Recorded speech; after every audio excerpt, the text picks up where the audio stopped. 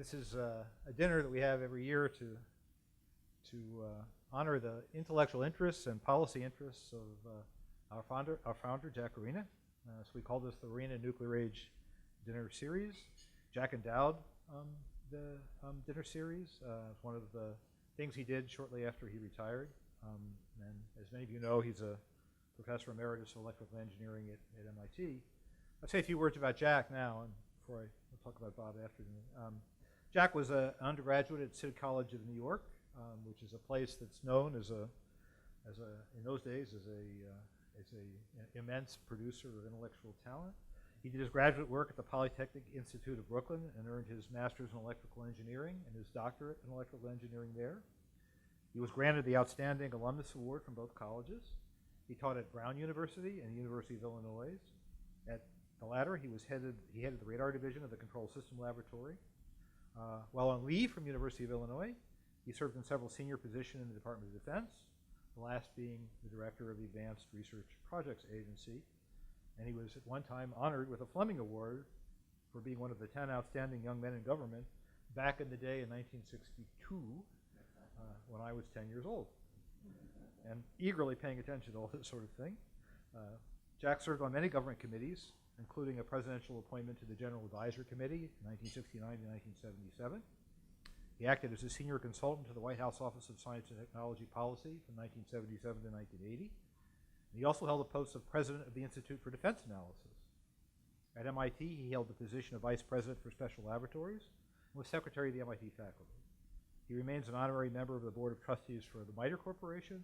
He was instrumental in establishing the MIT Security Studies program. I'd say he was more than instrumental. He was running the show when I came here, and it was a dynamic and vibrant organization that he was running, and it grew under Harvey's leadership, and hopefully I've managed not to entirely destroy it. Jack was our first director. Now, Jack's interest was nuclear weapons policy, and as many of you know, you'll recall there was this funny thing, the Cold War, that energized a whole lot of interest in nuclear weapons because it was in some ways the principal instrument, maybe what all the attention was about. And when the Cold War ended, people kind of migrated out of studying nuclear weapons. Migrated, drifted away, and it's either a stampede or it was a wandering, but whatever it was, people drifted away. We tried to keep it alive here. I think Jim was one of the first people we brought back on the nuclear issue, dealing with proliferation issues. And in recent years, we've managed to, I think, rebuild our capabilities. Vipin and Frank. Steve Van Ever never lost his interest in nuclear issues. I fade in and out. But I think we have a, I think both things are true. I think both things are true. I fade in and out, period, and my interest in nuclear weapons faded in and out. That was a cheap shot, Bob, but you know, entirely fair in this case, entirely fair. But we're very pleased in recent years. Many of our graduate students have chosen to study nuclear issues. And we've been very pleased with our collaboration with the Stanton Foundation that has brought fellows here, and we have fellows here at the dinner tonight from the last year, maybe the last 2 years, as well as this year. So I think we've rebuilt a vibrant community of which Jack, I think, is proud. And I think this dinner series sort of helps give us a kind of an anchor every year to come together and read from the Book of Common Prayer. And our leader this evening will be Bob Gallucci, and I'll talk a little bit about Bob's many contributions later after you get a chance to have your dinner. So thanks for coming out, and we have a great evening planned. Our guest this evening is Robert Gallucci, known as Bob to his friends. He's a distinguished professor in the practice of diplomacy at Georgetown University's Edmund Walsh School of Foreign Service. As many of you know, he served as president of the John D. and Catherine T. MacArthur Foundation from July 2009 to July 2014. He was the dean of Georgetown University's Edmund Walsh School of Foreign Service for 13 years. He spent 21 years in U.S. government service, serving since August 1994 with the Department of State as ambassador at large. He has served as special envoy to deal with the threat posed by the proliferation of ballistic missiles and weapons of mass destruction. And he held that position concurrent with his appointment as dean until January 2001. So he's had these two appointments at the same time. This is very incomprehensible, and I really wanted to share management secrets of Bob Gallucci with us tonight. He began his foreign affairs career as the Arms Control and Disarmament Agency in 1974. He was a division chief in the Department of State's Bureau of Intelligence and Research. He was also a member of the Secretary's policy planning staff. He served in a variety of positions in the State Department. I actually won't read through all of them. One of the most interesting positions he had, I think, to all of us, when he was served as the Deputy Executive Chairman of the UN Special Commission overseeing disarmament for Iraq. And I think he had a lot of TV time when he was doing that job. At least I remember some TV time. He came back to Washington in February of 1992 to be the senior coordinator responsible for nonproliferation and nuclear safety initiatives in the former Soviet Union. And he was Assistant Secretary of State for Political Military Affairs. This is a long and very distinguished career of public service. He's authored a number of publications on political military issues, including Neither Peace Nor Honor, The Politics of American Military Policy in Vietnam, which I believe you got out of your doctorate thesis. Is that right? Yeah. And also he co-authored the book Going Critical with Joel Witt and Dan Poneman, The First North Korean Nuclear Crisis. This book was a recipient of the 2005 Douglas Dillon Award given by the American Academy of Diplomacy for a book of distinction in the practice of diplomacy. He's also won a number of other awards given by distinguished institutions in the Washington, D.C. area. Bob was born in Brooklyn in 1946. He has a BA from the State University of New York at Stony Brook. He has masters and doctorates in politics from Brandeis University, not very far from here. He taught at Swarthmore, at Johns Hopkins SAIS, and he had fellowships from all of the usual suspects. I think maybe I followed in his footsteps at some of these places, and places like the Council and ISS and Brookings all served us well as, in my case, finishing schools to come back to academia, in his case, finishing school for something, I think, more interesting. He currently serves on the State Department's International Security Advisory Board. We're really pleased to have him with us this evening. He knows more about nuclear weapons, nuclear arms control than almost anybody I know. Thanks for coming tonight, Bob. So, when you write, when you speak, it's best if you talk or write about something you know about. And right now, the thing I know about most is philanthropy. And I've been doing things for the last 5 years that have nothing to do with international security, and been focused on reducing maternal mortality, improving K through 12 education in the United States, juvenile justice reform, biodiversity. So non-trivial, interesting things, but not what you're here for. So when I thought about this opportunity, I didn't want to say, no, I actually don't know anything about national security anymore. So I wasn't going to say no, but I'm keenly aware that I'm not current as I suspect, indeed as I hope you all are. And so I thought I'd try to turn that failing into a virtue. So that's what led me to the title of the talk, which you probably didn't notice, but it was very important to me. And the title is Nuclear Weapons, They're Back. And it is titled, or my comments have that title, and my intent tonight follows from what I've done since I left MacArthur, which is agreed to go back happily to the university that I was at for 13 years as a dean and be a faculty member, and therefore have the opportunity to pee on the dean, which is what faculty members do typically. So I've been now teaching, and I've been thinking about the subject that I used to know something about, which was nuclear weapons and national security.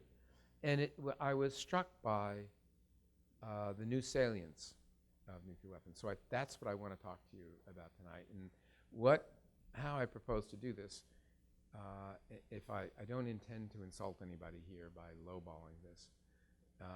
If you feel as though I am speaking for what's appropriate to me and not to you. But I've been struck by the history of our own, America's own engagement with concepts, particularly of deterrence and stability, historically, and the relevance of that to the current situation we now have. And so that's intellectually interesting to me, and it is my hope that it might be to you, but I don't have much confidence in that. So what I'm going to do is talk about briefly first an evolution of American thinking by decades. So this is a horseback ride with taking some liberties by decade to get to where we are now, which is what, of course, I really want to talk about. And I assume, Barry, we're going to have some opportunity for a little interaction. Okay. So I'll be looking for you to help me think about these things. So if we're doing this by decade, the decade to start with is the 1940s. And in the 1940s, if you really take the view from 30,000 feet, it seems to me we must have been, I mean, I was born in the 1940s, so I don't have memory of this, but we must have been struck by vulnerability in a very unique kind of way, it seems to me. We must have had to consume the idea that we were uniquely vulnerable in a way we had never been before. That two things had happened. The Germans had developed the V2, which would evolve into, in a technological sense, ballistic missiles, true ballistic missiles, not cruise missiles, and eventually ICBMs that were unstoppable. And this is a very important part of this. The unstoppable part is very important. And one could argue, I try not to do this with every comment, that we are still there. I mean, I recognize there are people who believe we can defend against ICBMs. I'm not one of them. But suppose I said with high confidence, or absolutely, then you can sort of say, yeah, we are, 70 years ago, we were about in the same place. We looked at weapons that had incredible penetration and no defense by denial was possible. And then we looked at the other innovation, fission weapons, Hiroshima and Nagasaki, which foreshadowed the way the V2 foreshadowed ICBMs, foreshadowed thermonuclear weapons, which were 2 orders of magnitude greater in yield on average, right? Not max, but on average. So low megaton range versus tens of kilotons. So this is pretty extraordinary. One weapon, one city, absolutely no defense by denial. This had to be kind of shocking if you were living in the 40s and thinking about this with awareness. So what did we hit upon? We hit upon, obviously, defense by deterrence, right? We were going to now punish the attacker after they had annihilated us. This was different. We know there's a good book with a title that goes to Defense Before Hiroshima, but we did not have defense by denial. It was going to be pure deterrence, which is a psychological concept. I've been struck by that. It's a psychological concept. You may say it's a physical concept because the punishment is physical, but as a defense, it's psychological because once you're smacked, you're done. Yes, you've punished them, but you're done. The part that works for defense is psychological. And if the psychology is different, you're completely vulnerable to that difference. And that was a new world for us in the 1940s.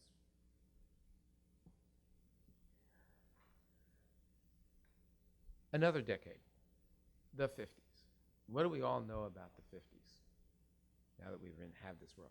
Everybody knows massive retaliation. Even people who are not in the field, and I bet everybody in this room is in the field, knows about massive retaliation. The concept that maybe we could deter everything with massive retaliation, and maybe, in Schelling-like terms, we could compel some things too.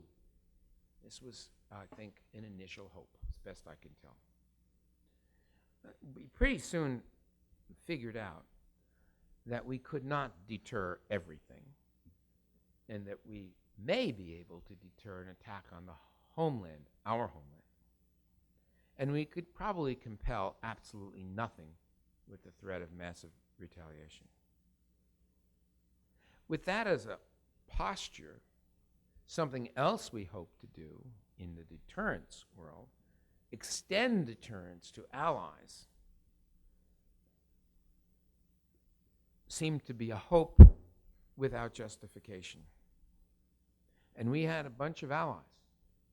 Remember, y'all know NATO, Japan, Republic of Korea, Australia, the Philippines, and then a couple of de facto allies too.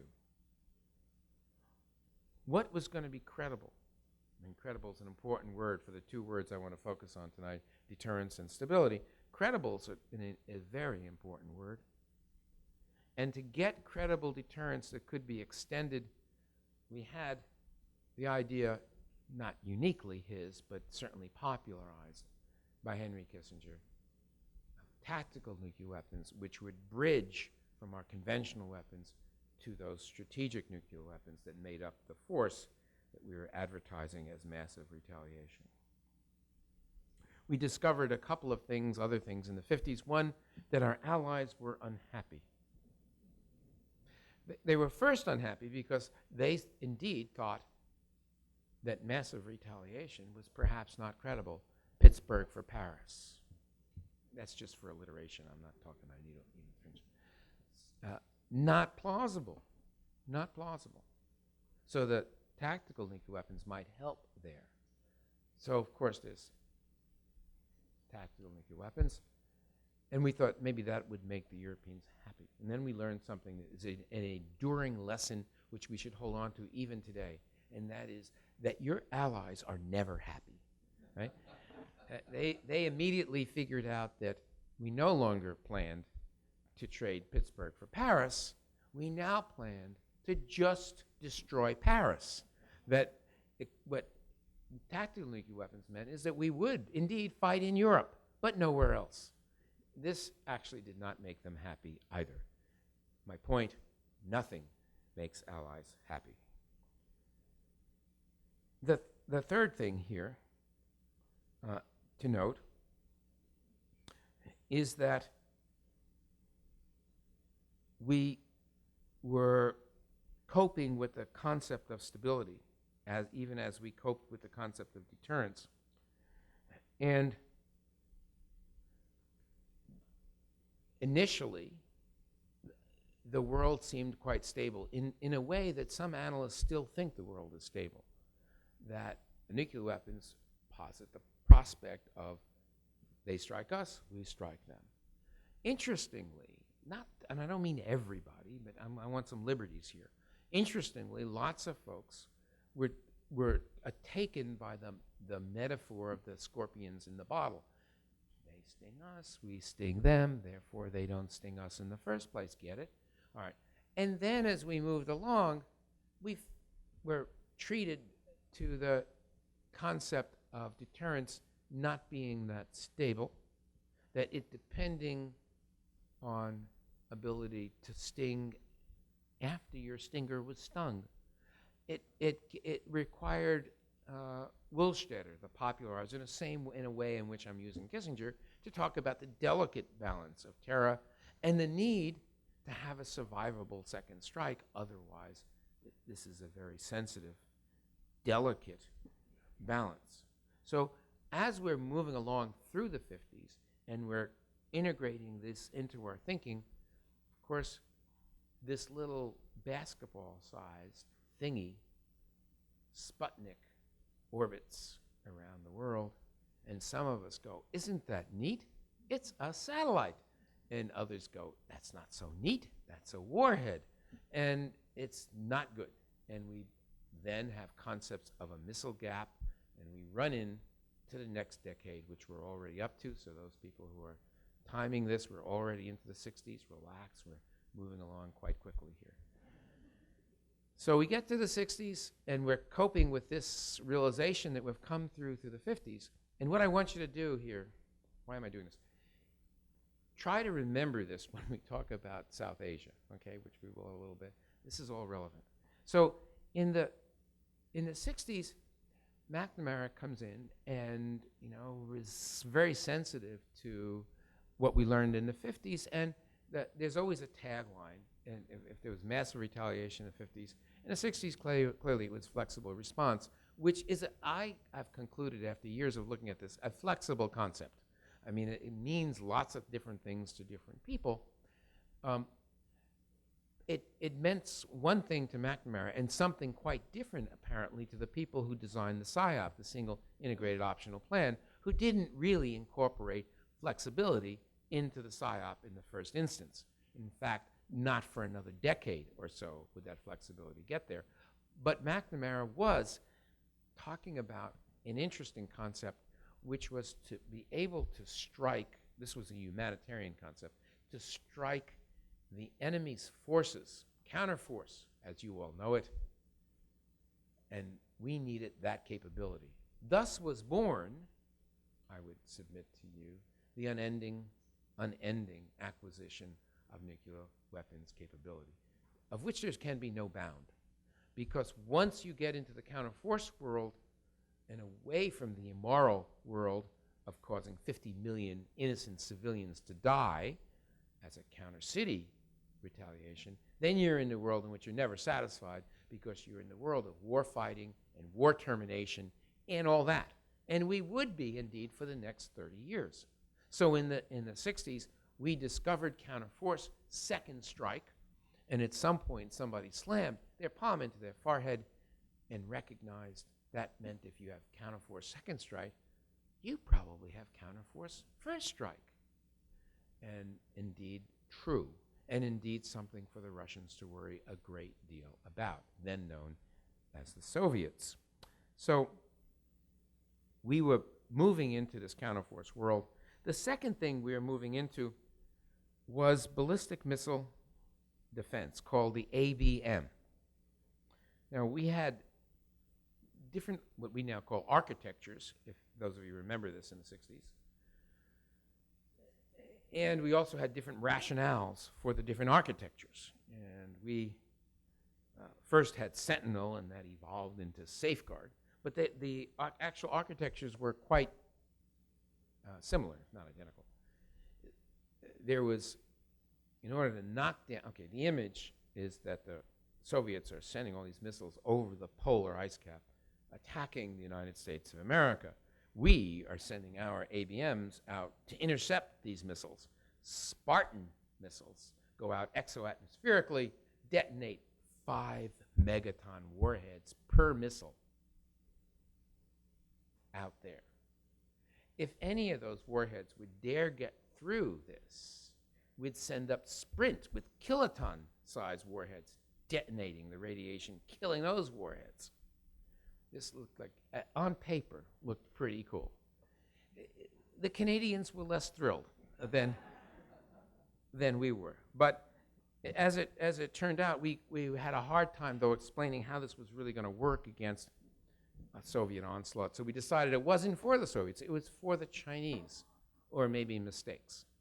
And then we were understanding that we had long ago embraced vulnerability as an essential element of stability in a deterrence relationship, and that we were messing with vulnerability when we were deploying defenses.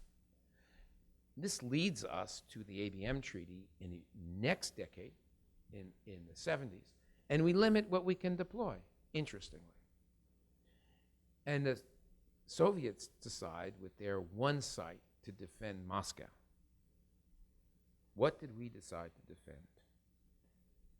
Montana and North Dakota, which I've always thought was particularly interesting. So we were defending our counterforce capability. The next decade sees 2 more secretaries of defense whose names characterize the decade, the 70s. If McNamara defined the 60s, it would be Schlesinger and Brown who defined the 70s. What happens in the 70s, in addition to the SALT agreement and the ABM treaty, is a lot of counterforce gets built. That's what happens in the 70s, in short. And in the Schlesinger doctrine, NISDM 242, what we get is a particular focus on warfighting and an ability to delimit the capability of the other side to damage us. There's no end to what you need to do that. When Schlesinger passes from the scene and Harold Brown comes on, we get PD-59 and we get the countervailing strategy. And this is a recognition that if you want your deterrent posture to go after what the other side values, when you're dealing with the Soviets, the other side values themselves. So you have to be able to kill the leadership, which is interesting because very highly classified information in that period told us that the leadership were building extraordinary, very deep bunkers to protect themselves. And that's what we were going after.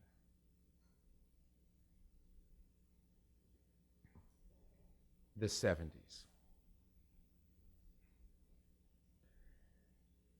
When the 80s come around, both sides are still building counterforce, and the peak in terms of,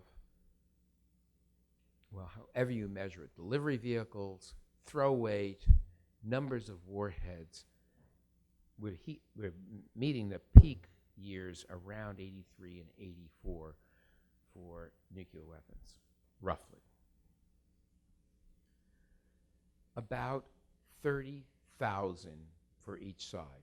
A round number, not exactly right, but not bad. The Soviet Union is specializing in this period in heavy missiles. We are achieving parity in warheads and delivery systems, but not in throw weight, where they far surpass us.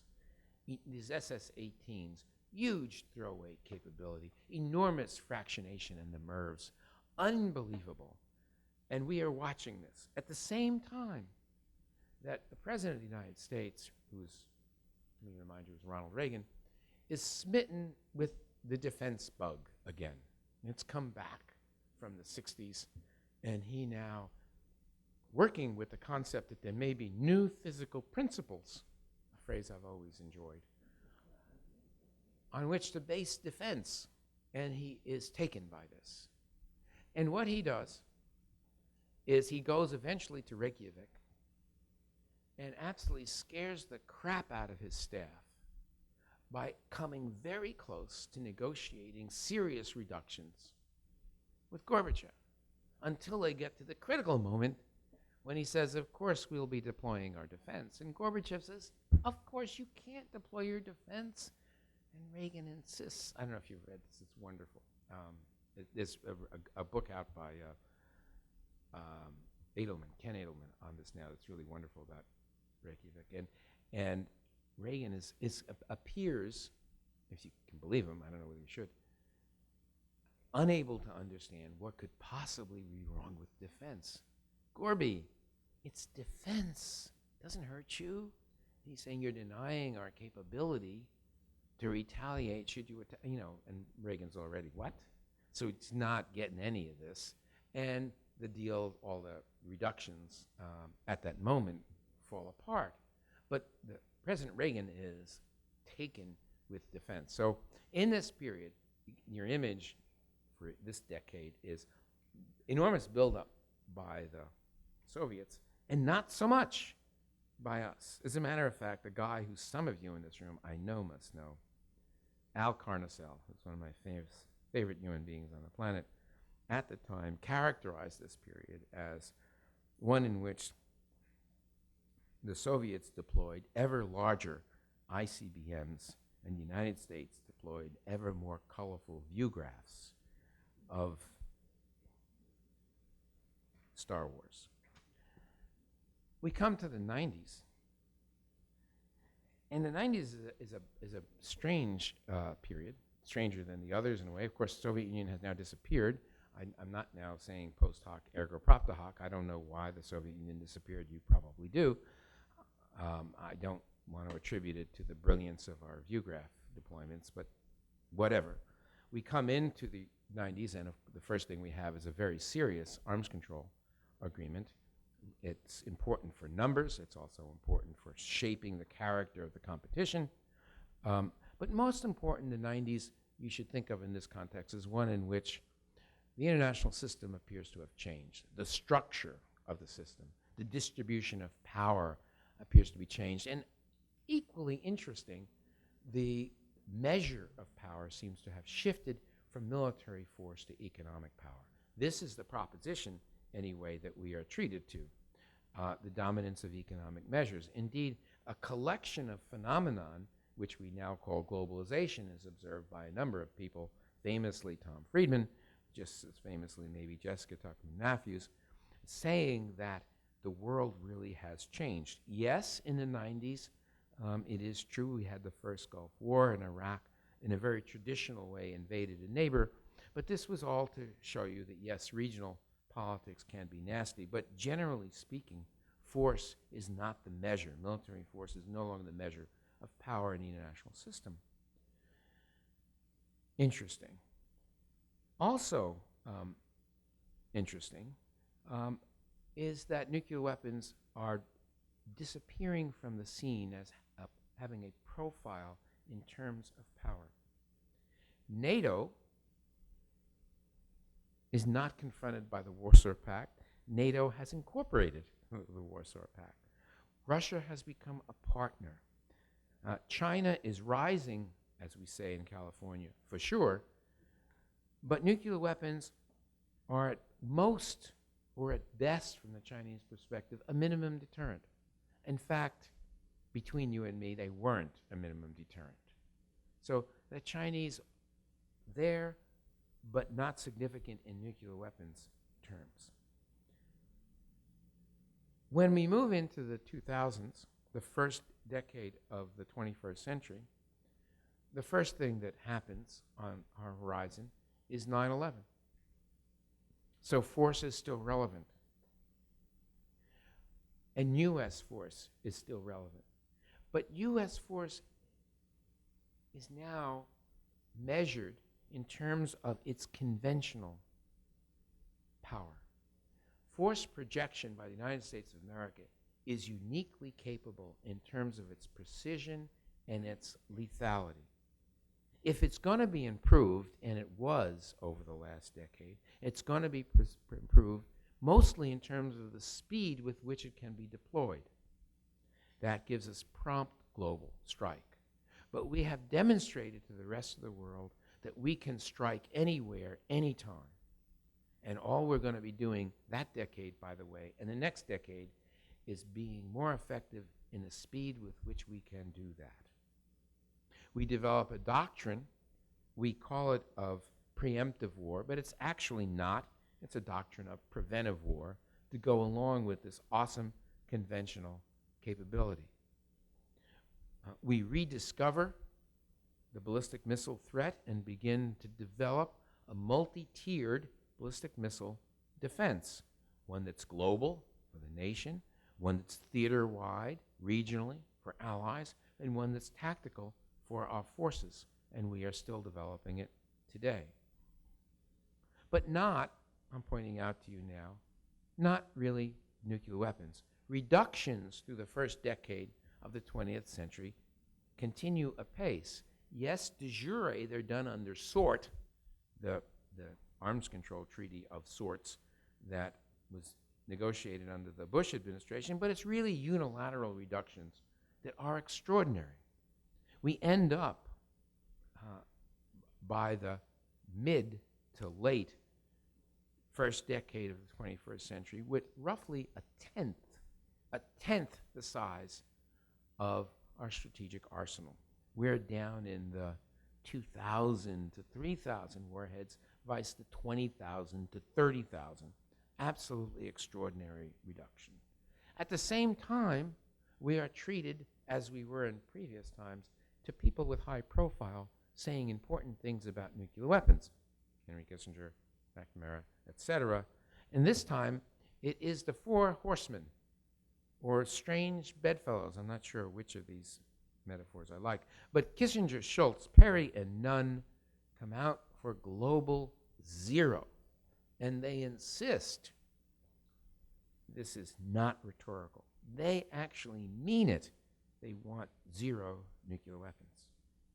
The president, the new president, still in the first decade of the 21st century, goes to Prague and talks about really zero nuclear weapons. I want a world without nuclear weapons, and I want it now. It may not come now, but I mean it, and this is not for rhetoric. This is not because we signed on to it in the NPT. This is because this is the world we ought to have. We're going to get a CTBT.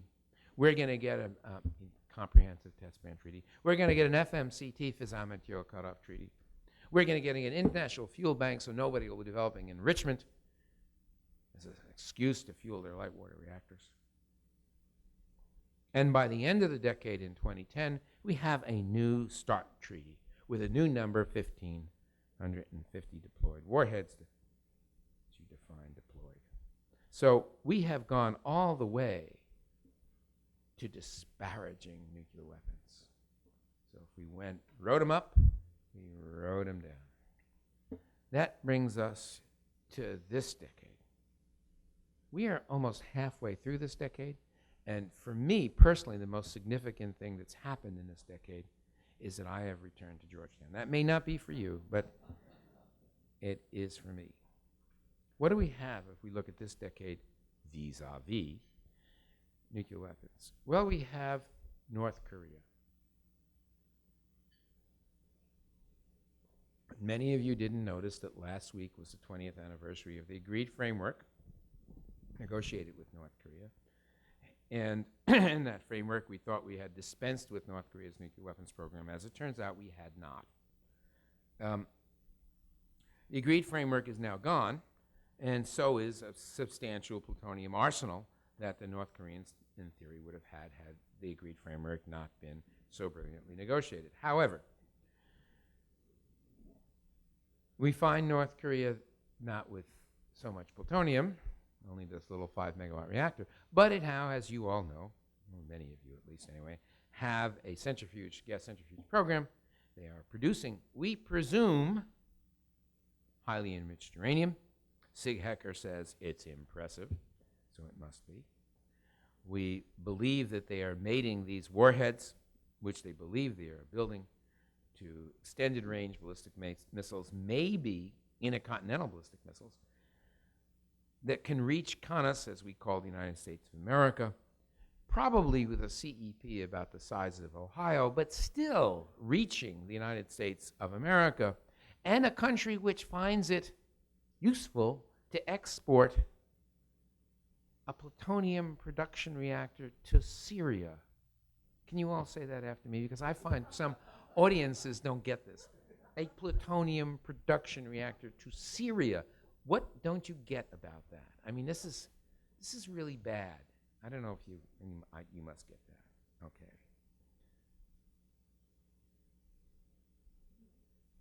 At the same time, I was in Seoul last week, and someone showed me a poll. More than half the people of South Korea currently believe it would be desirable for the U.S. to redeploy nuclear weapons on the peninsula to South Korea, or for South Korea to have an independent nuclear arsenal. More than half. How are you feeling about extended deterrence now? Iran. I know you don't want to prejudge these negotiations. Next month, we're going to get maybe an outcome. We'll find out whether the process, P5+1, is working. But in the meantime, I would like to make the following points. One, that Iran has launched a classic nuclear weapons program. So I don't need to be careful anymore. I'm just a professor now, and I can tell you that it's a classic nuclear weapons program. It's got the plutonium route and the highly enriched uranium route. They've already done the work to design and build the nuclear weapons triggering package. They're all ready to go, plus delivery vehicles. By the way, the Gari is actually a no-dung from North Korea. Actually, the Gari is the Pakistani version. The Iranian missile is the Shahab-3, which is a no-dung. So the Iranians are doing everything that is essential for a nuclear weapons program. There is, I note to President Clinton, no fuel bank that's replacing their enrichment program. Pakistan, have you all been watching Pakistan? Pakistan has the fastest growing fissile material and nuclear weapons program in the world today. A good projection, numbers are hard here for a variety of reasons, a good projection would be 200 to 300 nuclear weapons as a target for Pakistan. In other words, the same range of the United Kingdom and France. So plausibly, within 5 to 10 years, Pakistan will be the fourth largest nuclear weapons state in the world. You remember Pakistan. They have some people there who subscribe to a more radical version of Islam than we would like. They are building a variety of delivery vehicles. They have at least 3 kinds of aircraft to deliver nuclear weapons. They have ballistic missiles of a variety of ranges, including a very new and interesting tactical nuclear weapon with a range of about 60 kilometers. Very, very troubling, plus cruise missiles, including naval cruise missiles. Why are they doing all this? Well, they are doing all this, various Pakistanis have said, because they have a need to offset India's nuclear weapons program. Plus, they have a need to offset India's conventional force advantage. It's asymmetrically large. And because they worry about the Indians as they move to counter the Chinese capability, developing a capability to disarm with a first strike the Pakistani capability. Therefore, they need more counter-force ability. And the last thing they're worried about is the United States of America launching an attack of the kind we used to roll up Osama bin Laden, to roll up their nuclear weapons program. And various of us have assured them that if we could, we probably would. Not very useful, I think, as a message. The Indians, when they detonated, forget 74, when they detonated their weapons, days after the Pakistanis did in 1998, they said, we are going after minimum deterrence. We are not going to engage in an arm race. They have gone after counterforce capability, abandoned minimum deterrence, and are in an arms race with about 3 countries right now. They are keeping pace with the PAX, the fastest growing program, and with Chinese modernization. They are aiming to be able to take out Chinese forces on the coast, East Coast. They are freed to engage in all this for one reason, really, because they no longer need to trade off their weapons program against their energy program, because they no longer have to worry about uranium supplies. And that's because the United States of America did a special deal with India, making India the exception to the rule that had governed, thanks to us, the Nuclear Suppliers Group. So now India can buy all the uranium it wants for its energy program and use its indigenous uranium to build the biggest nuclear weapons program on the planet if it so chooses.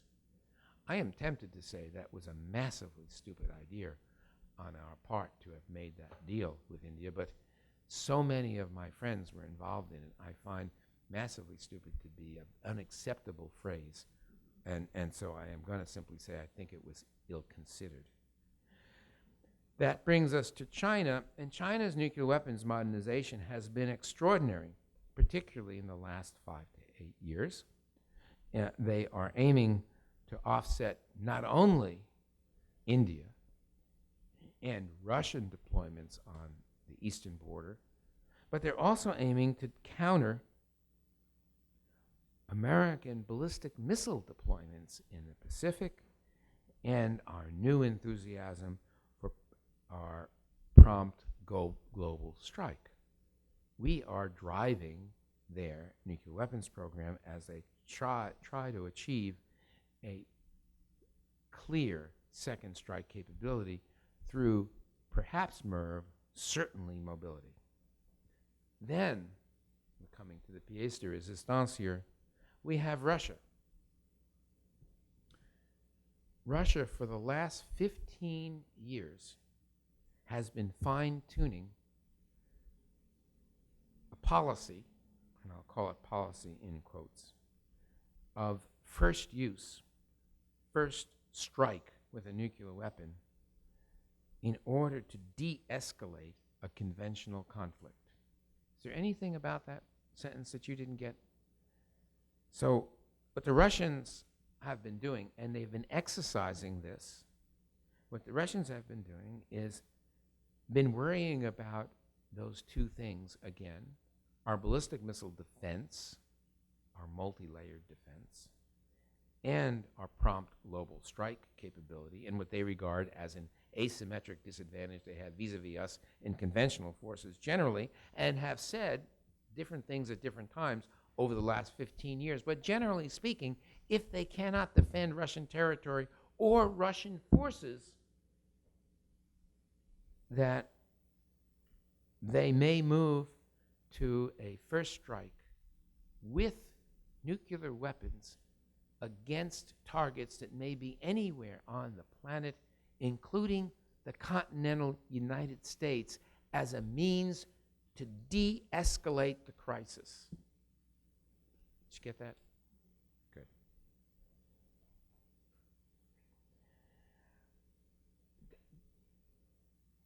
So then there's the United States of America. And for the United States of America, you make, this pogo comes to mind here to me. Pogo as in we have met the enemy and they are us. We are, as you may have read, the New York Times deplored this, but reported it first, modernizing our nuclear forces.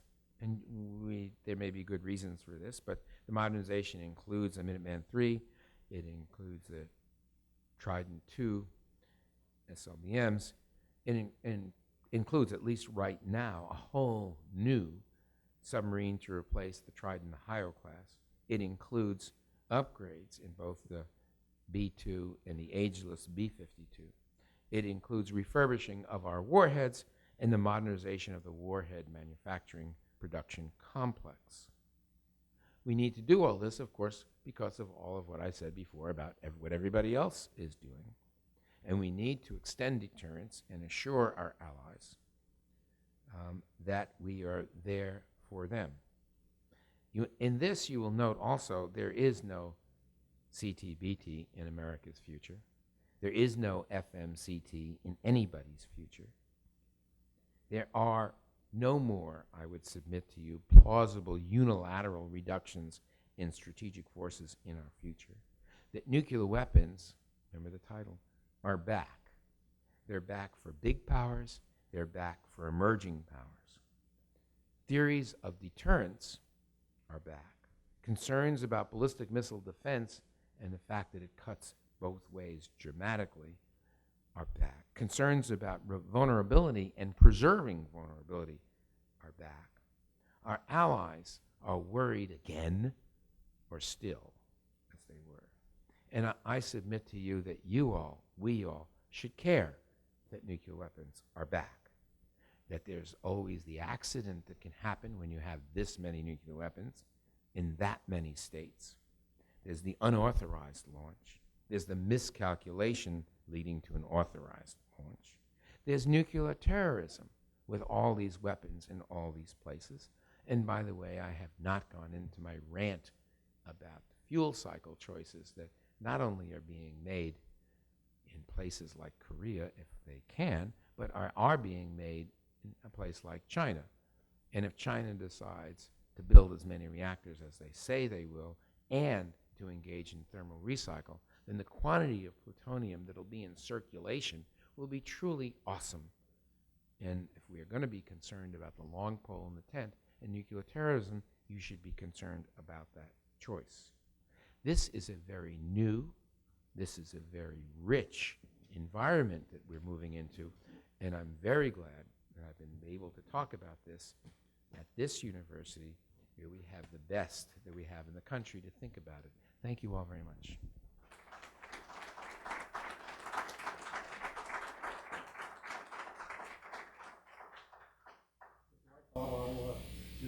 Please, I'll drink. I've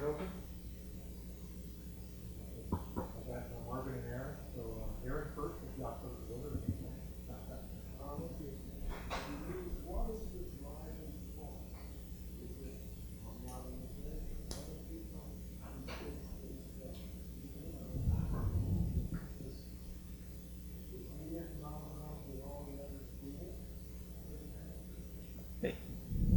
Did you hear the question back there? Okay, so the question is, what's the driving force behind modernization? And I take it, the modernization is our modernization. What's the driving force?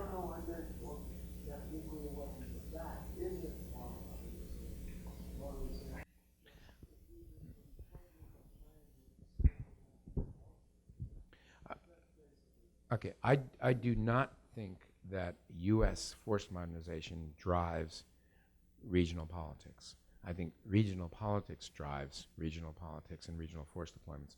Whether it's a security dilemma or whether it's more national character or whether it's prestige or whether it's bureaucratic politics, or there's a long list of these independent variables that have been put forward by, dare I say it, political scientists putting forth propositions about why countries acquire nuclear weapons and then develop them. But I am struck by the fact that what I've described to you just now and the world was not inevitable. I mean, for a very long period of time, a lot of this capability was, to use one of the lingo words, recessed. I mean, India did nothing for a long time. Pakistan, even interestingly, did not do very much for a long time. So countries have gone along and they're not found it necessary. But when, I was actually telling the truth. In putting this course together, I was struck by how recent a lot of activity has come about in the nuclear weapons area. It's interesting to me. And I don't trace it to us. I would say that we are part of it, though. The administration's response, which I noted, to the critique that for a country that wants to de-emphasize nuclear weapons, you're going to be plowing bazillion dollars, that's a technical term, into nuclear weapons. How do you explain that? And they say, well, if we do want, in fact, to stabilize and then reduce nuclear weapons, the nuclear weapons we have to be really good. And so we're going to make them really good. Yeah, sort of. A brand new submarine, new capability. I'm not so sure. I think there's a bureaucratic inertia here that drives us, but I don't think we are necessarily driving them.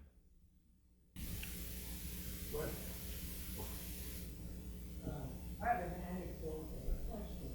The anecdote was in 1956.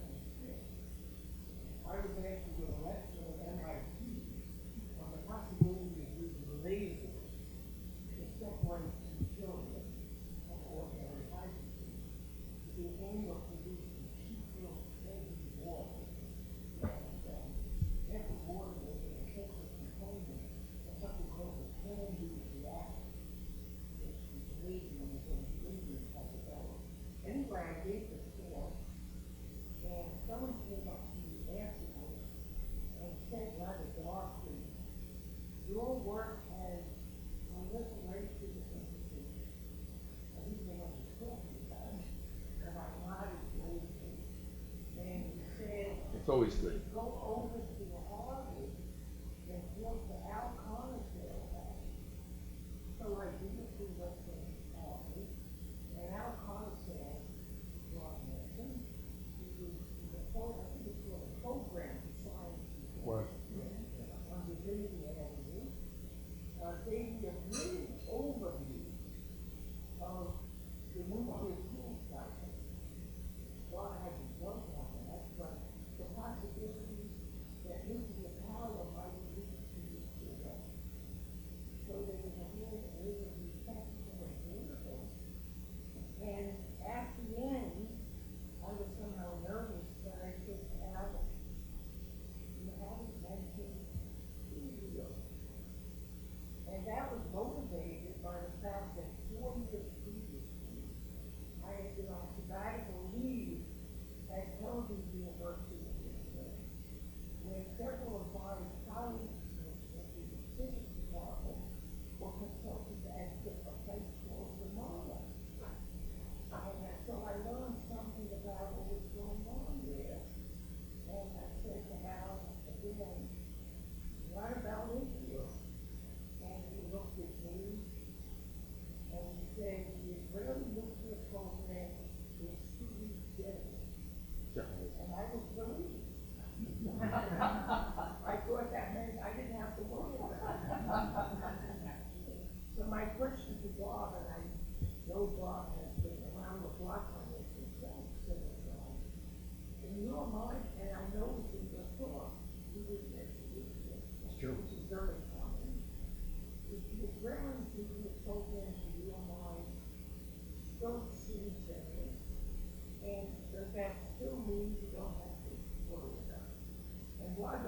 took it down further. Overnight that the next year, Al Conisdale invited me to provide technical support for something called the STEM School Working Group at Harvard University. This is part of Harvard support of what was called INSTEAM. It was some illustration program. I came back to MIT for a first meeting, and my MIT mentor, Manson Benedict, asked me, what about this committee? Is it any good? And I said, well, we're just getting going, but the two most impressive people on the committee were a recent PhD guys and a Harvard undergraduate, respectively named Barbara Lucci and Dan Simon. Could you tell the last part of that story again? So, yeah. So, You already asked the hardball part. so the Israel program. I didn't mention Israel because to me it is. Do I want to say sui generis? I want to say it's different for me. I find Israel quiet about its program. I mean, it's famously quiet. Will not be the first to introduce nuclear weapons, etc. I don't believe. I mean, I've tried this versions of this on various people in the Middle East at various times I've been in the Middle East. If let's all imagine Israel does not have nuclear weapons, or there is no Israel, there's just Palestine.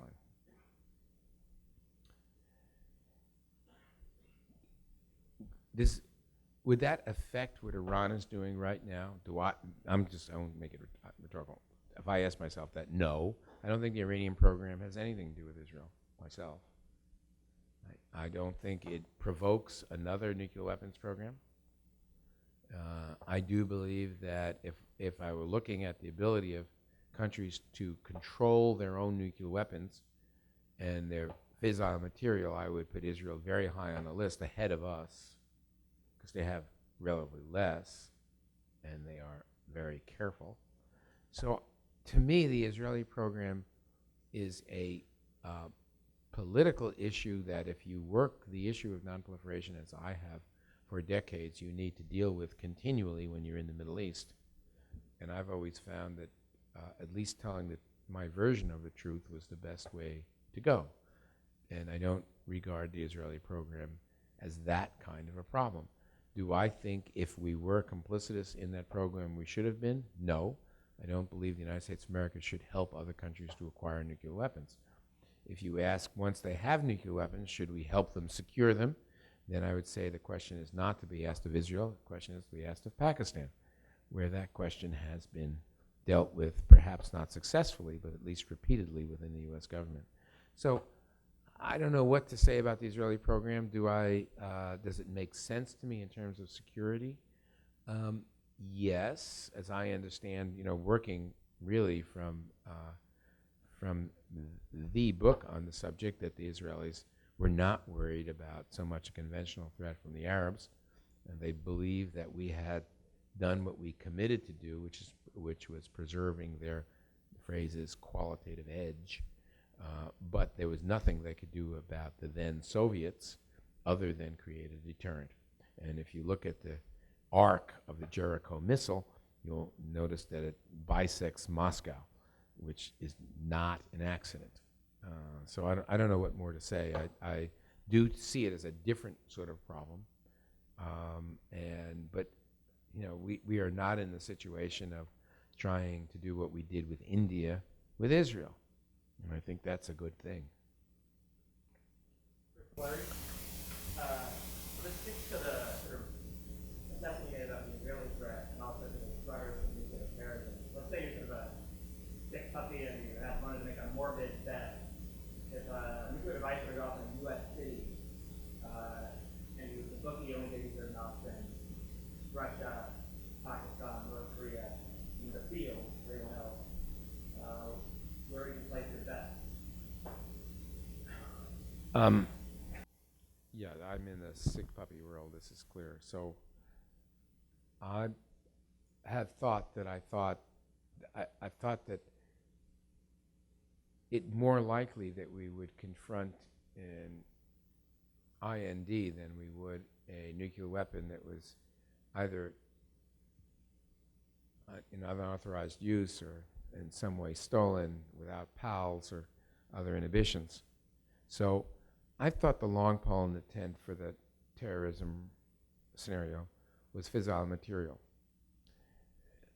and that the device would likely be improvised.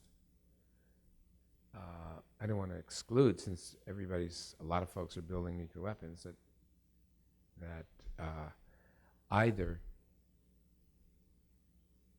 control of the weapons will be less than perfect, or that the fissile material from the weapons might be taken for the improvised nuclear device. A lot of different scenarios you can imagine. But I'm attracted, if that's the right word, to the improvised nuclear device as being most likely. I don't see, I try to think about this, as you do in a war game. Imagine yourself as the enemy. What would you do if you got the fissile material? Where would you go to get the expertise to put it together, to get the physical, difference between the physics and the engineering here, of putting it together and the precision and all that. How would you do it? I think I know what I would do. And I think among the least challenging things would be how to introduce the weapon, which on my worst day would be about the size of the podium, right? That on my worst day. I think I could do better than that, but let's just say I couldn't. How would you introduce it? My favorite is always, still is, and it's probably going to remain, not the container ship and all that, since everybody's all over the container ship. Not successfully all over it, but they're all over it, is the marina. I like the marina scenario. I don't know. I'm sure you've seen tons of Coast Guard cutters all around marinas defending. I've never seen one. So, it seems like you could bring a boat in and, go from there pretty easily. No one would be surprised if you were carrying a podium at the marinas I've been to. They'd say, oh, it's a podium, so no problem. So I find that. And then once you do that, then you can pick your city and your circumstance. This is, in discussions I've been in about this, where the people I've talked to are of another view, namely that this is entirely implausible. Their strongest case is that it hasn't happened yet.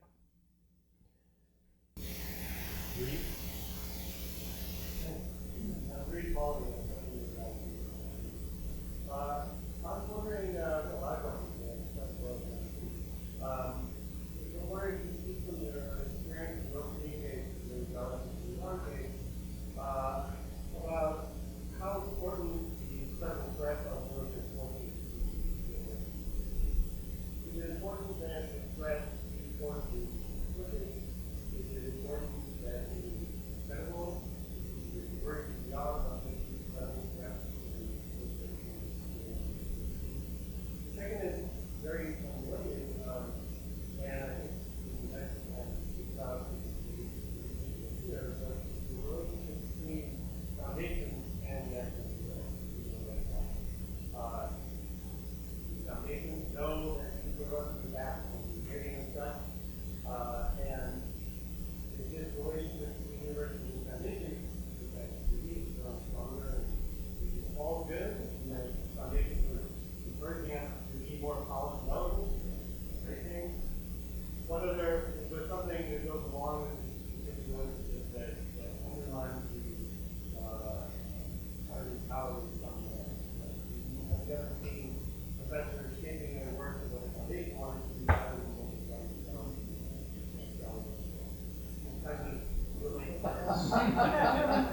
That's just unthinkable. That's why we write books thinking about the unthinkable. That's right. On the first point, I was anxious to answer your question. So whenever I'm anxious to answer a question, I have to take a deep breath and know there's something wrong. What's wrong here is, I gotta say first, I of course haven't a clue. And no matter what I now say to you with what level of confidence, please look into my eyes, special ops time here. I don't actually know what impresses the North Korean regime or the Iranian regime in terms of the use of force.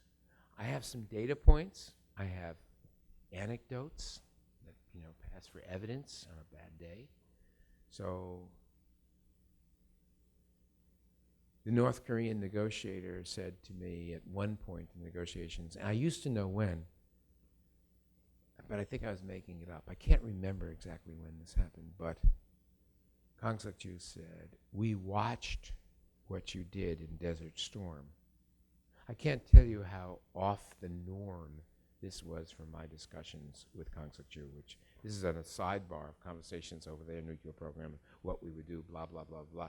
And we are having a cup of tea, and he says, what? What, I mean, what are you talking about? You've watched what we did in Desert. We watched what you did in Desert Storm. You won't do that to us. What?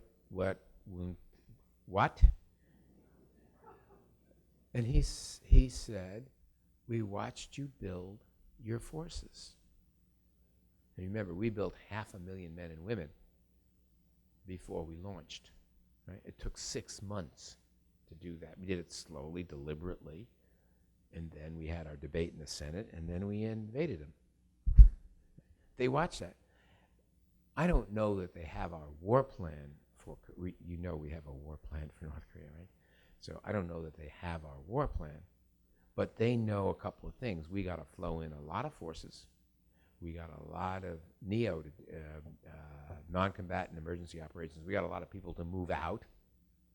We got a lot of stuff to do. We've got months of stuff to do before, for the United States military, we are ready to go to war with North Korea on the ground. Right?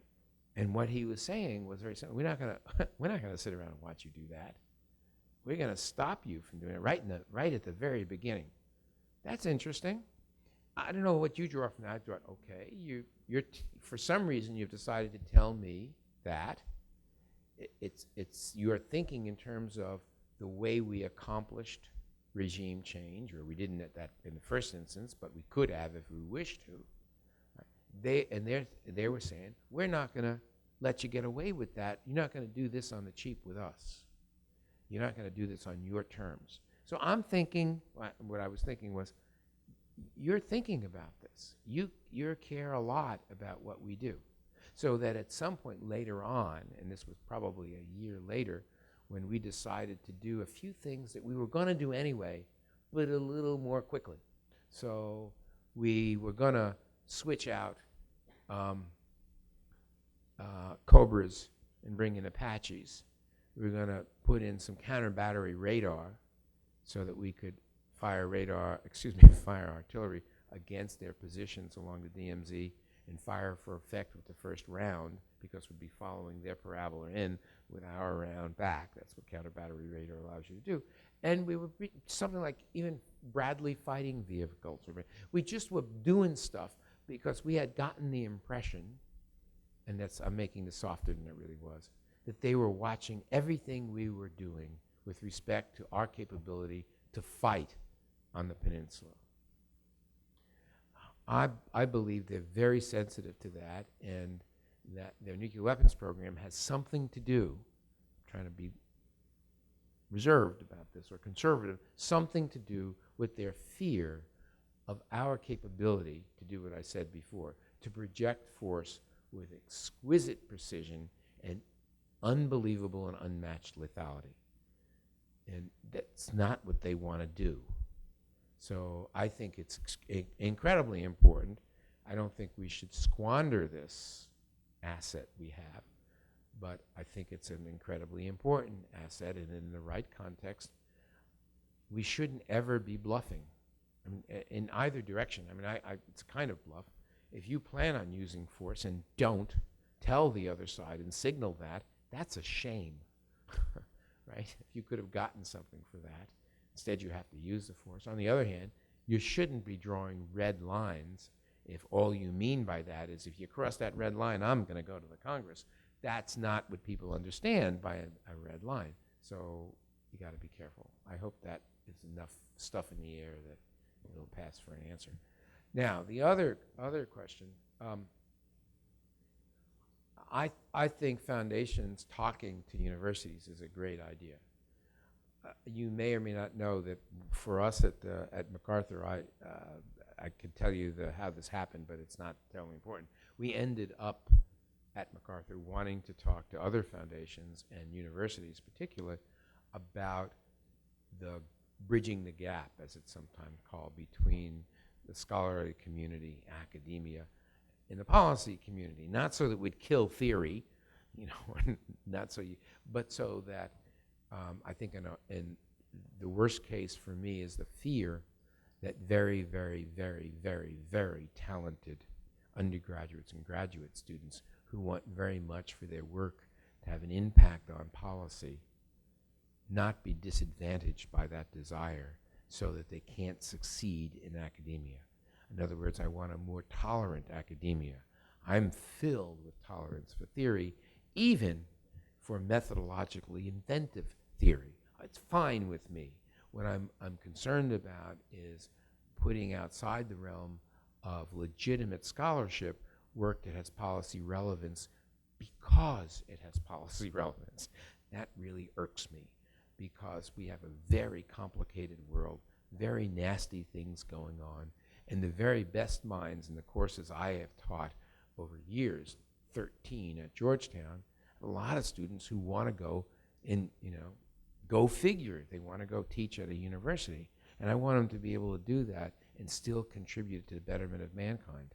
So I'm all for this. I think, the negative side of this, which you pointed to, was that because foundations have money, they can torque research. Fair enough, and I think we've got to be aware of that. I don't think we're any place near that now. I see the dominance in the field that I got my PhD in. It is dominated by an awful lot of departments around the country who are really not interested in having the research contribute to improving the human condition, the phrase that we like in foundation land, in philanthropy land. And I think that's tragic. So I'm not terribly worried about the torquing. It could get there, but I'm not worried about it now. I think that varies, John. I think they have to be nice to foundations, but I'm retired now, so I don't have to. So let me ask the question about a foundation. I would ask a question about nuclear weapons, but I believe all countries should have nuclear weapons. So, it's probably not a good question to ask. No, I like it. What about foundations? How do you justify rich people being able to choose their social policy by establishing foundations, when the rest of us have to go through the Congress to get our social policy? The tax exemption that offered to wealthy billionaires to choose which social policy they're going to give their money to, while the rest of us are subject to the Democratic. Yeah, I actually never gave much thought to that. My feeling I got two thoughts about that. One is, that's a tax law. And, okay, if you put me in a senior position at a foundation that benefits from the tax law, then I'm going to do the most amount of good I can in that circumstance. Now, yeah, absolutely. And by the, not just mine personally, but of course, not only the very senior and gifted staff, but most important, the board. To back up just a tad as to why do that, I read a lot about a man by the name of John D. MacArthur and his decision to establish a foundation. Now, I understand that he was interested in two things when he was approaching death. And one was that his money not all be eaten up in taxes by the federal government. The other thing was that not all go to his son. And so he had the idea of creating a foundation.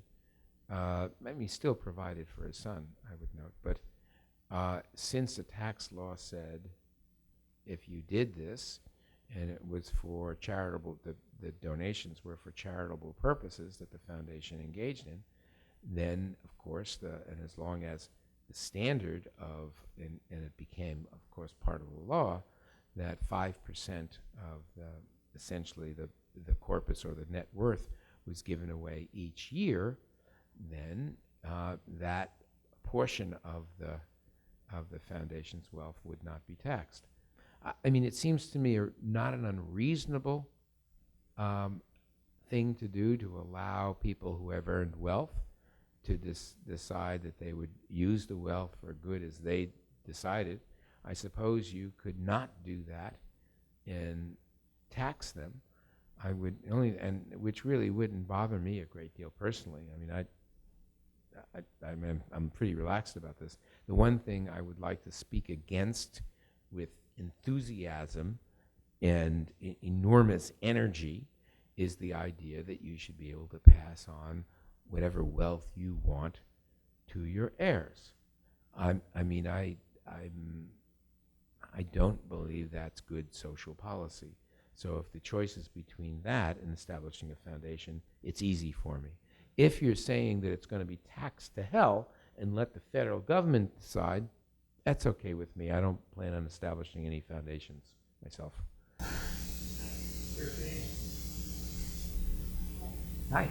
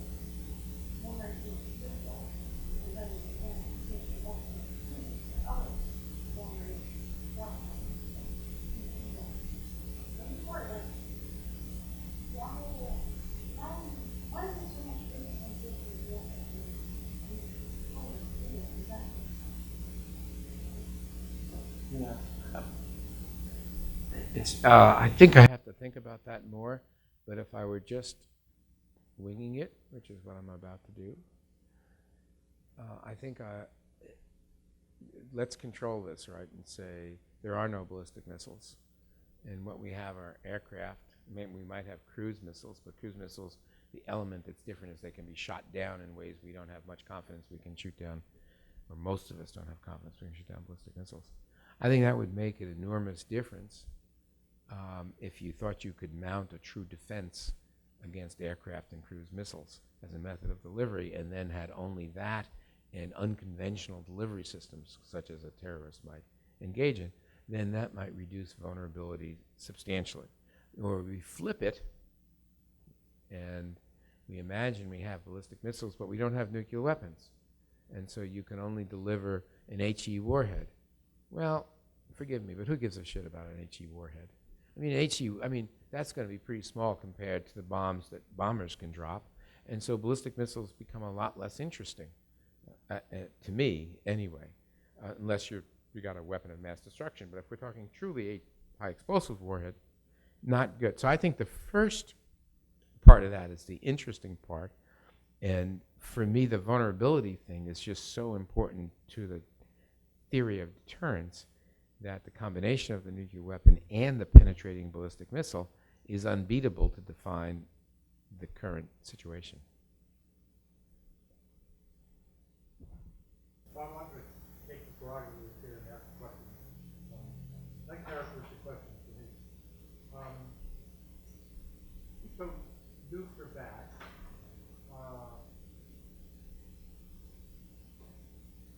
Do you think it matters? Because it's some kind of political control on the numbers of nuclear weapons and the numbers of nuclear states. Important. Do you think the arms control institutional framework matters? So we have a framework now as the NPT, which essentially locks many out. It excludes, I'll get this number wrong, 4 or 5 states who are nuclear weapon states, but not nuclear weapon states under the treaty. Among the nuclear weapon states under the treaty, 2 have an arms control, a set of arms control institutions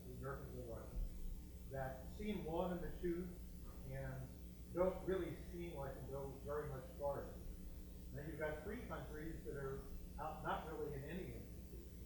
And some of those countries are arms raising by your light with states that are neither in the NPT nor the Security Council or the U.S.-Russian agreement. So my question would be, if you think nukes are bad, and we go back to the days when we all thought, well, nukes are imminent and we need arms control one kind or another, are we at a point where we can keep nursing along these old institutions and expect any serious help from them at all? Or should we be zero-basing this thing and thinking about a new kind of a new set, new types of arms control institutions to basically accept that we have, what is it, something about 9 nuclear weapons? 9. Yes, 9 nuclear weapon states. And regardless of how they got to be nuclear weapon states, these are the ones we have to live with. And they're all competing with each other. And we need to think beyond this, all this nice ancient history.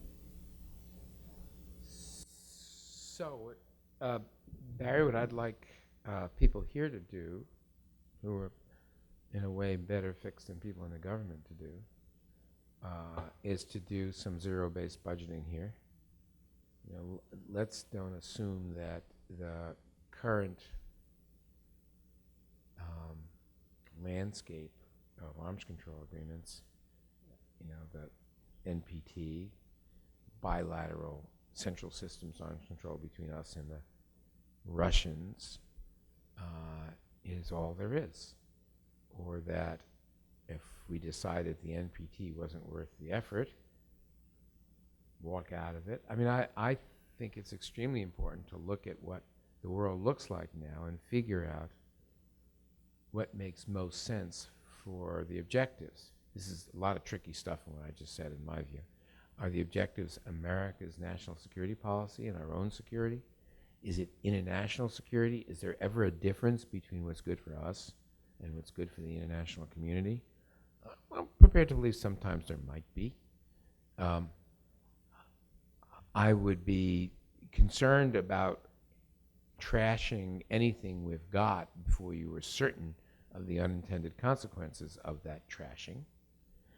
I think that if you engage in, I mean, understand that you got, right, we're talking about around a couple of thousand nuclear weapons, strategic nuclear weapons in Russia, a couple of thousand in the United States, and then in order of magnitude less for the next bunch of, let's say, France and Britain and Pakistan and India, right, and China. They're all bunched there. And then maybe North Korea and Israel come in somewhat below that. Okay. Maybe there ought to be something for the two big guys on the top, a separate arms control discussion that tries to bring them down and maintain stability while you're doing that, with some reason for believing that lower numbers are better. Right? I mean, you can't have a political argument. The NPT says you should. It's never quite wonderful for me. But you got a better argument. The less nuclear weapons there are, then the less you have to secure and less likely of accident, blah, blah, blah, blah, blah. And that lower numbers are generally better if you can preserve, quote, stability at lower numbers. Then go down. And that's got to be a U.S.-Russian thing. The Russians are pretty clear now. They're not doing this anymore unless you include the other 19 countries in the discussion, because they say, we're getting too close. The Chinese are building up. They're on our eastern border. Indeed, I'm about to violate the INF if I haven't already, just so I can balance off those damn Chinese. So don't talk to us about bilateral if you don't include the Chinese. There's a lot of stuff going on now.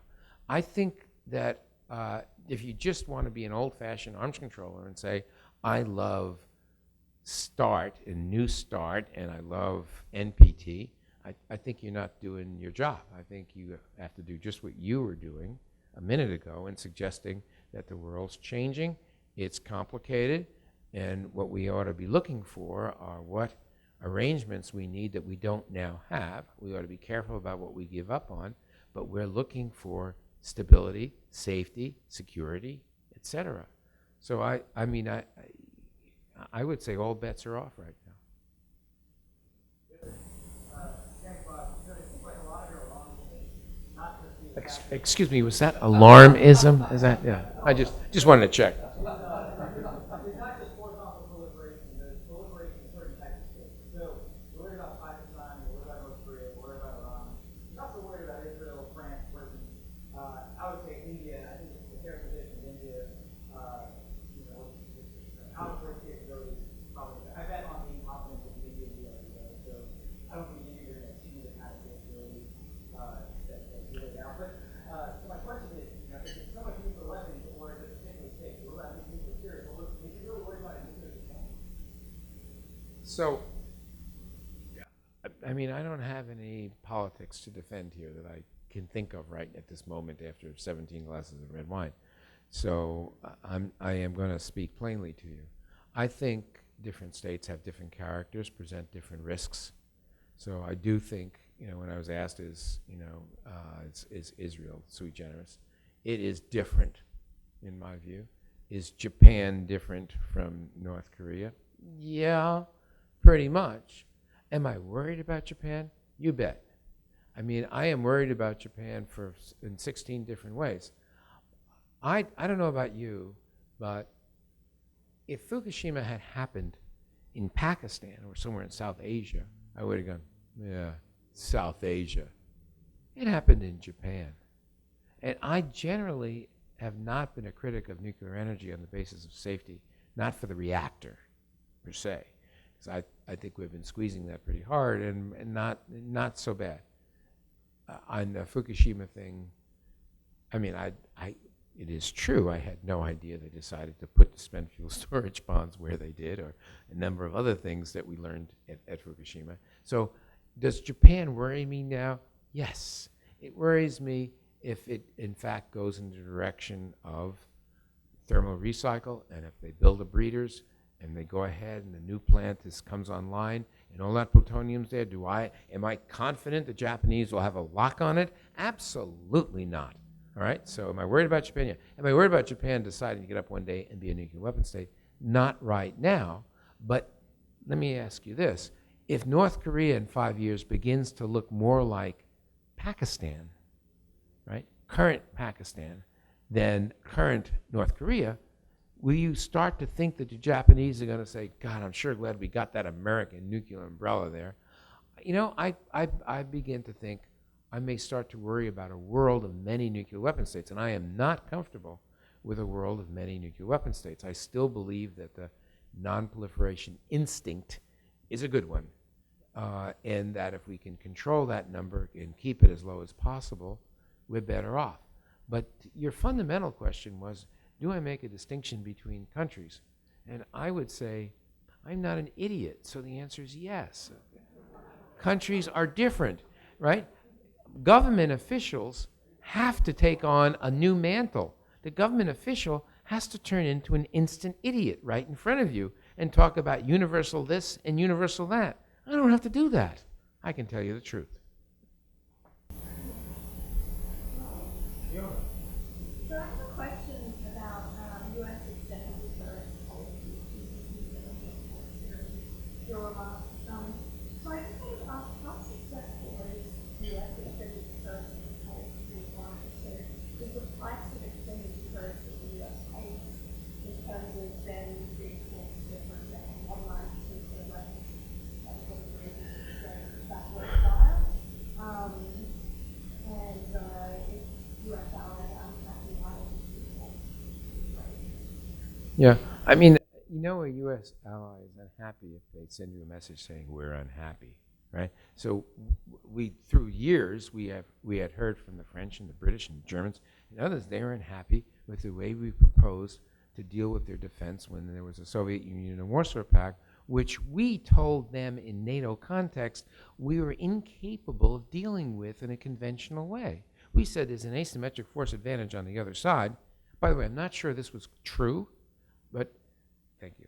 But we said it, and that I know.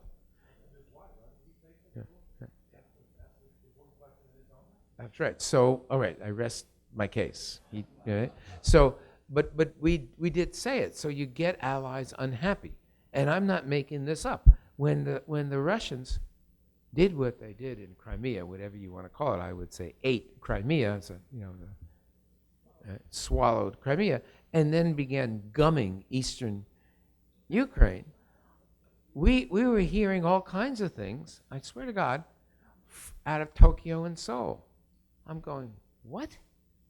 And then I remembered, proposition number 7, allies are never happy, right? Got it. Is it worth it to us to extend deterrence? This goes something to, or somewhat, to your concept of national interest, the international system, the requirements of American security, international stability. All these kinds of things are there, but for me, it makes sense for the United States of America to continue to be an Asia-Pacific power, to present to the Chinese a reason why they ought to limit their extension of influence in the Asia-Pacific region, why the alliance system makes sense, ours with Japan, the ROC, and Australia, and the Philippines, and sort of through the Taiwan Relations Act, Taiwan. But when you get to the question of, okay, what do we, how much should we expend for these things? I'm not so, I do think we should never be bluffing, and that if we are saying to the Chinese that the resolution of your de facto relationship with Taiwan, we stipulate your de jure relationship, the resolution of your de facto relationship is for us important that it be done in a peaceful way and not by the use of force. Important to us, and maybe we've also implied strongly in other ways that we would oppose your effort to resolve that through the use of force. So that means, bluntly, we would go to war with you over Taiwan. Is that smart? I tell you what's not smart, if we plan to do that but have failed to persuade the Chinese that we will do that. What's not smart is if we plan to do that and the Taiwanese take advantage of that and provoke the Chinese. That's another thing that's not smart. There are many things in this relationship that you must be careful about with respect to your ally and the person you are dealing with in this. And it's the same with, similar, not the same, with other countries where we have an extended deterrent. Right now, you have seen the President of the United States do the most he could to tell the Russians, particularly one particular Russian, that Ukraine is not in NATO. We know that, and you know that, and you better get that straight. Now, I don't think he's bluffing. I was chilled, literally. I mean, I felt a chill. Some years ago, you remember there was an election on Taiwan, and just as that election was going down, yet another Taiwan Straits crisis arose, and the Chinese decided that was a great time to test some ballistic missiles. We decided it was a great time to do some deployments. The 7th Fleet, everybody was leaning forward, and I was at an event where there was an ambassador from the region. It's not good to say the country. So the ambassador said, you Americans, I was with the U.S. government at the time, you Americans shouldn't be bluffing. We know you're going to do nothing to defend Taiwan if the balloon goes up. I don't know what you all think here, but I think if the balloon goes up, we're going to go to war over Taiwan. It doesn't actually matter, obviously, what I think. What matters is that I might be right, and that this very smart observer, who's an ambassador from the region, thinks we're bluffing. Suppose the Chinese think we're bluffing, and I've got it right. So what I'm telling you is this extended deterrence thing, you're absolutely right to focus on it, absolutely right. But it's really hard, and the signaling in it is really hard, and it can change. I mean, from one administration to another, you may get a president who says, shit, I'm not going to go to war over Taiwan, for Christ's sake. I mean, it's Chinese territory, get over it, right? Or you might have another one that says, I'm not going to be the president who lost Taiwan. Right? Get it straight and make sure the people in Beijing know which it is, you know? That's all. So I think you're on to something here. I do. Say thank you, Bob. A chance to sit down and relax. Thank you, everyone.